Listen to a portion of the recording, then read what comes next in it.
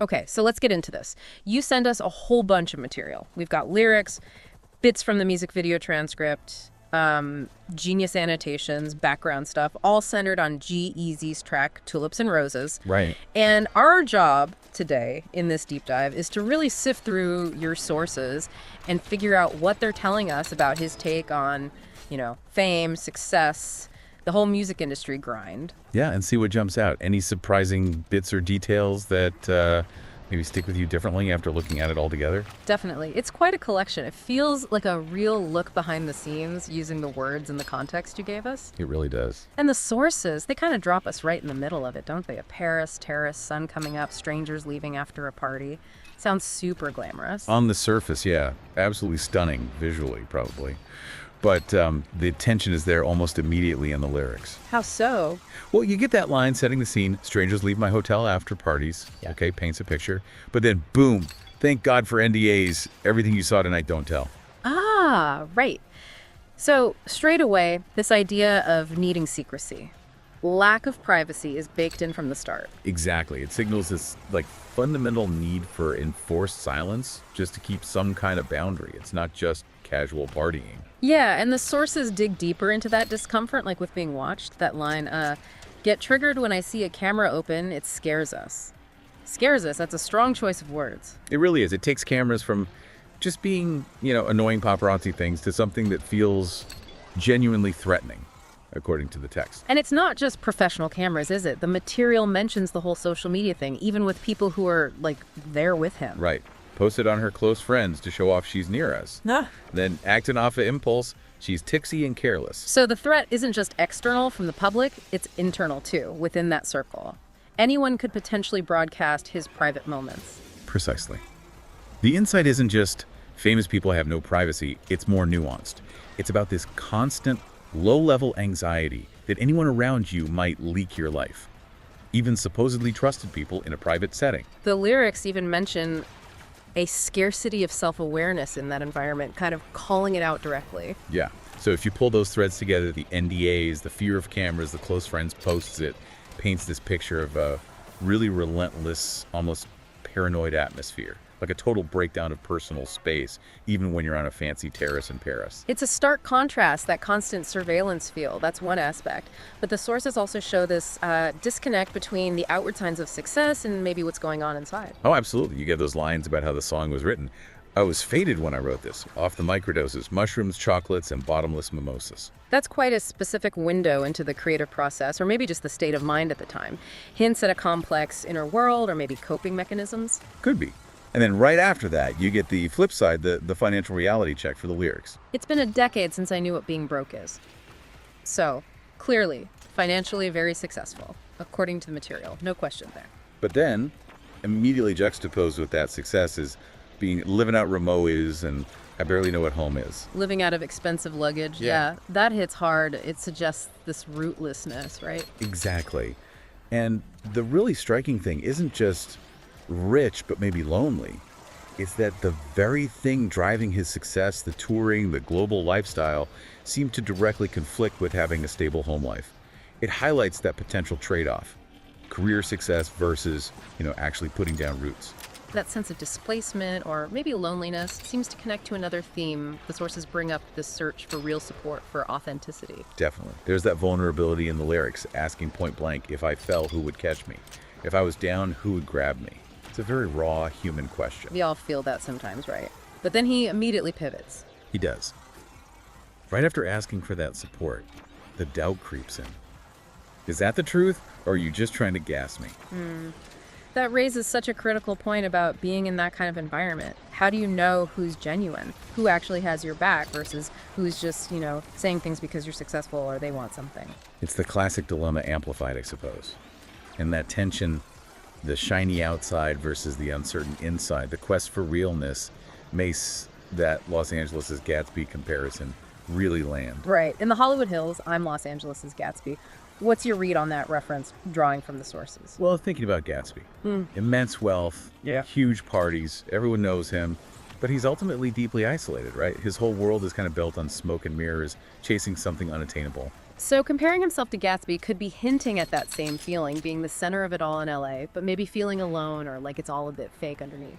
That's one strong interpretation, yeah. It fits with the vulnerability we just talked about. Yeah. But like you said earlier, the lyrics kind of go back and forth. It could also be partly a boast, couldn't it? True. Like, I am that iconic figure in LA, the one throwing those legendary parties. The sources seem to hold both things at once, the vulnerability and the assertion of status. Exactly. The Gatsby line kind of encapsulates that duality. The potential isolation, the questions about authenticity, but also staking a claim. And staying on that theme of maintaining the status, the sources show how exhausting that seems to be. He reflects directly on his career, the demands.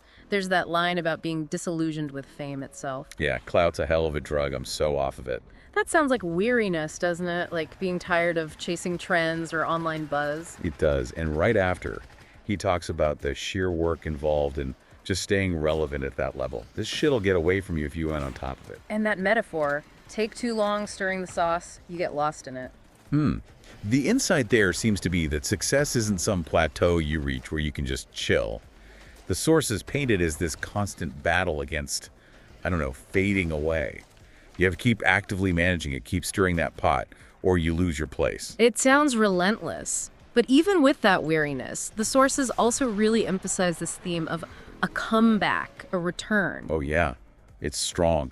Lines like, something in my spirit woke back up, and Gerald's back in his bag. And the big one, had to come remind y'all who the GOAT is. That's a greatest of all time for anyone listening who doesn't know the acronym. Yeah. It's a very direct claim. It is. And this whole comeback narrative feels tied to demanding respect based on what he's already done and what he can still do. Like when the lyrics say, certified legend if I quit at this moment and I'm really one of the coldest, he's staking his claim. And then directly saying, so I need all my respect, I need my tulips and roses. It's a demand for recognition. And the sources you provided connect this to his business side too, right? Yeah, mentioning he's made my record label fortunes and I met all my quotas. So it's not just artistic pride, it's backed by, look, I delivered commercially too. Which makes that detail from the Genius bio you sent even more interesting. Which part? That the bio calls the song more reflective than his usual braggy stuff, even though it has those really assertive status-claiming lines we just talked about. Ah, right. So it's like the reflection on the dark side of fame and the demanding nature of the career exists alongside this forceful claim of, I'm still here, I'm still the best, give me my due.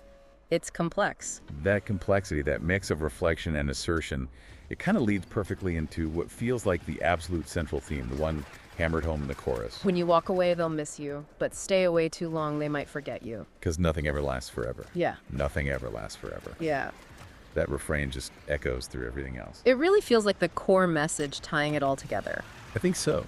That idea of impermanence, it connects the dots between the fleeting nature of cloud he's tired of, the potential fragility of relationships in his world, and that constant pressure to stay relevant because, well, nothing lasts. Even the biggest success, the sources seem to say via the lyrics, is temporary. It's the undercurrent. And knowing that makes some of the background details you sent even more, well, poignant maybe. Not quite. Like the release specifics. Yeah. It came out March 30th, 2023. Produced by G-Eazy himself and John Michael Ruschel. Genres listed. Rap, dark pop, Bay Area rap.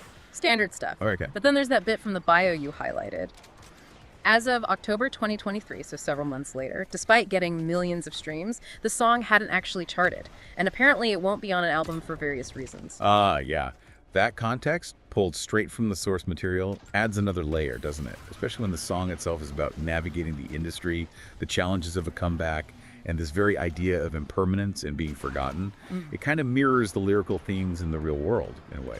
It really does. So, okay, if we pull this all together now, based on everything in these sources, the privacy invasion, the search for real connection, the grind of staying relevant, all under this big shadow of nothing lasts forever. Tulips and Roses feels like it's using this very specific celebrity lens to talk about some pretty universal anxieties. Right? Absolutely. Yeah. It's relevant to you listening because these themes resonate beyond Hollywood Hills. We all deal with chasing goals, trying to find that balance between ambition and just like being okay personally. Yeah. And we all confront the fact that external things, job titles, social media likes, even big achievements, they don't last forever. The song is just a really potent example from a world most of us don't experience directly. Yeah, it hits differently thinking about it like that.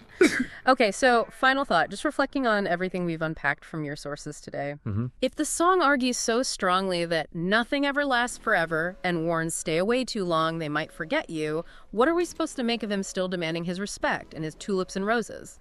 Is that him trying to defy the very impermanence he's describing? Or is making that demand just part of the game, part of the cycle he's caught in? A necessary shout into the void in a world that's built to move on. That's a great question to leave things on. Defiance, or just part of the cycle? Something to chew on.